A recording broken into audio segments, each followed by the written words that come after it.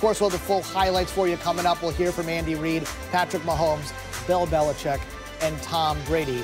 The Super Bowl is set. First blush thoughts from our experts, Lou Riddick, Ryan Clark, Michael, and Zubin will be with you throughout the night. We'll go to ESPN News for all the press conferences as well. Prime time with Boomer and TJ kicking it old school on ESPN in just a bit. We are set. Take us through your thoughts on the Pats winning and your first blush on Super Bowl 50. The big thing about the Pats winning to me is this was, Tom talked about them sucking and us not thinking they had a chance to win. The reason was because if you looked on paper and looked at these depth charts, the Kansas City Chiefs were more talented. They had more talent on the outside. They had more talented people that could make plays. This was about Bill Belichick taking away what you do great and Tom Brady finding ways to pick apart a defense that he knows exactly where you're lining up and what you're going to do. They threw no wrinkles at Tom Brady. They didn't do anything to confuse him. They also didn't move him off his spot. And when you're playing against a guy who's been in this game so many times and been in all of these big moments, you have to do something different. You have to reach into your bag and say, we're not going to just rely on talent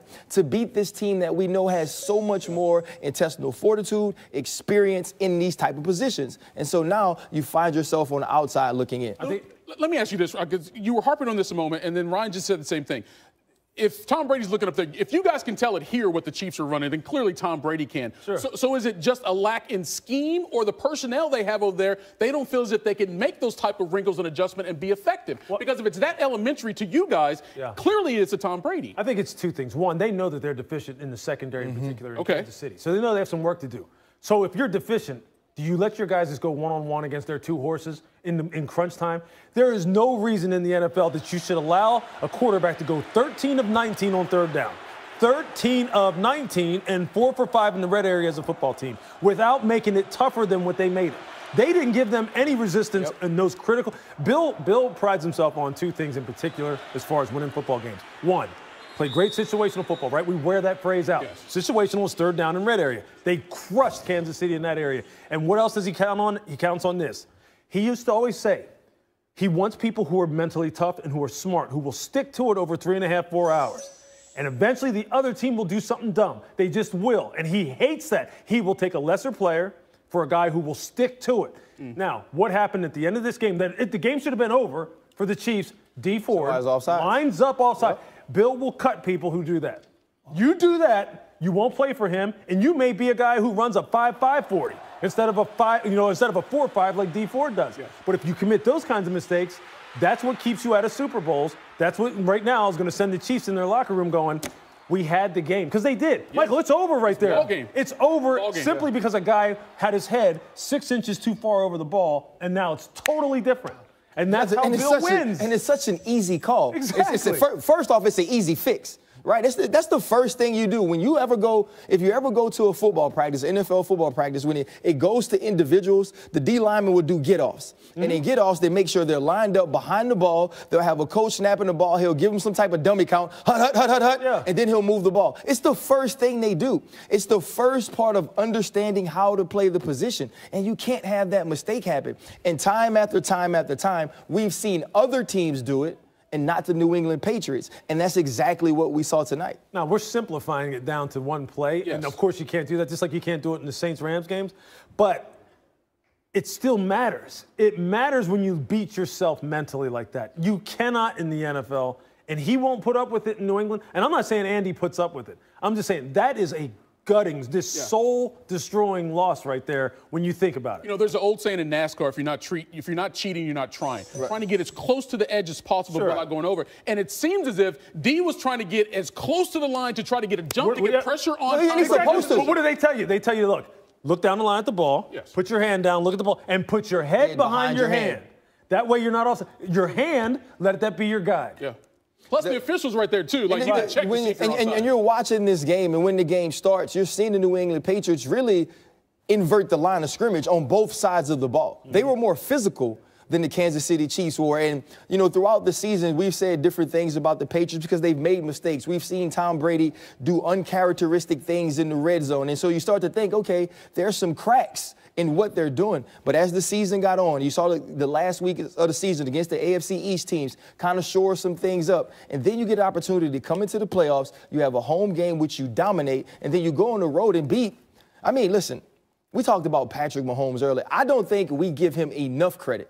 We see some of the things he's done, and we start to get kind of numb to it, right? We start to think it's simple for Patrick Mahomes to do it. He made some throws today that kept this team in the game when they should have been blown out. Yep. And so the Patriots were just that darn good last week and this week to go on the road in what I thought, I'll be honest, was Kansas City and Andy Reid's year. You know what's funny about Tom is, like, you compare Tom to Patrick, and all year long people were saying, well, Tom can't throw the deep ball anymore. He's, second bottom level quarterback, mid-tier quarterback.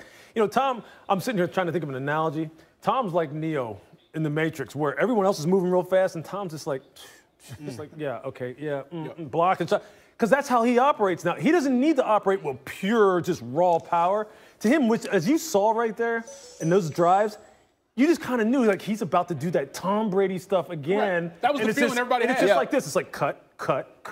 I got you. Cut. And especially if you give him the answers, as Ryan is talking about, give him the answers to the test, and he just has to fill it in. Yes, it's over. It's death by paper. I mean, good for them, though, because you know what? Bill has feasted off of other people's mistakes for years. That's why he's gone to 15,000 Super Bowls and has won 1 million championships. Right. And he just sits over there with that look on his face like, I got you right where I want you because I know you're going to do something that I'm going to capitalize on, and they do it every time. You know Bill well. You said you know him going back to the 90s. If you were to stack up all of their Super Bowl appearances, considering what happened this year, 11-5, 5 load losses, blown out by the Jaguars, the Lions, the Titans. The Miami Miracle. The Miami Miracle, which cost them home field in this particular game. Great call. Where does this one stack up with all the adversity and Tom essentially telling the world that I know nobody thinks we can win? Where does this one stack up? I think it's probably one of his best coaching jobs because of going all the way back to the offseason. Tom's not there. It's a little bit different, atmosphere around there. He shows up at training camp. People are going, oh, Bill and Tom are feuding. Tom, the owner has Tom's back, and Bill's kind of like maybe on his way out. Then they have some difficulties. Then they can't win on the road. Then they win on a fluke play they lose on a fluke play in Miami. People are saying Tom's a bottom-level quarterback or mid-tier quarterback. He can't throw the football far. They don't have any speed on the outside. Josh Gordon, gets in trouble. And it's all that's it because they can't throw. They can't run down the field. And you know what? They get in there, and what happens is, and you know what? You have to give Josh McDaniels some credit, too, because I'll tell you this. That guy as a play caller, you can talk about Sean McVay. He's great. Matt Nagy's great. Andy Reid is great. Josh McDaniels knows how to kill you with death by 1,000 cuts better than anybody. And he showed it. Right. Rex Burkhead, James White, Sony Michel. They just and there's people going, I don't want Rex Burkhead.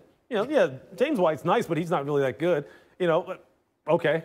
They take those guys, Deion Lewis before that, and they just cut you apart. I think it shows again, though, even, he's speaking about Josh McDaniels, but just in the New England Patriots as a whole, they just do what it takes to win. Whether it's the pretty thing, whether it's the thing we like to see. Why can't everybody do it? Because everybody doesn't have the patience. You know what?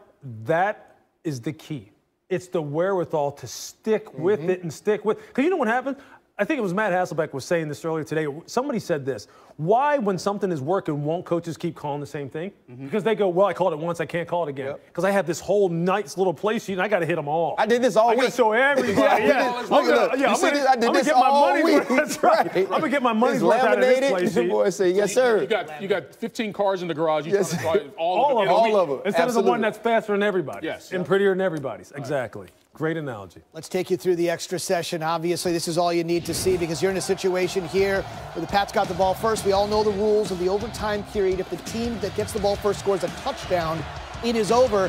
And Lou, it just sort of felt like when Brady took the field, his precision was there. They were 3 for 3 on 3rd down in the overtime drive. Yeah, I mean, look, on that throw right there, when you saw Julian come off the line, you didn't see a defender within 7-8 yards of him. That's too easy. It's just too easy. Same thing here. Corner sitting in outside leverage. They run a little pick type of situation. You see the corner's frustrated after the play. He knew he was going to get beat. Burkhead ends it. Seconds later, Brady helmet off, and they're off to the Super Bowl limb. Yeah, I mean, that's just big on big right there. Tom's doing what Tom does. He's one of the great winners, great competitors of all time. Look, Robert Kraft said he may be the greatest football player of all time. Maybe they're not the most explosive, most talented and all. Total package, done deal. All right. All right, Ryan, so we were talking about how efficient Tom Brady was on third down, especially those late drives in OT. Right. Why? How did they make it so easy for him? Well, the first thing you're going to see on this play here, you're going to see Julian Edelman is outside. He's going to motion inside. And when he motions down here, you're going to see the corner come with him, and there's going to be communication between Nelson on the outside and Fuller here on the inside. That's going to let you know there.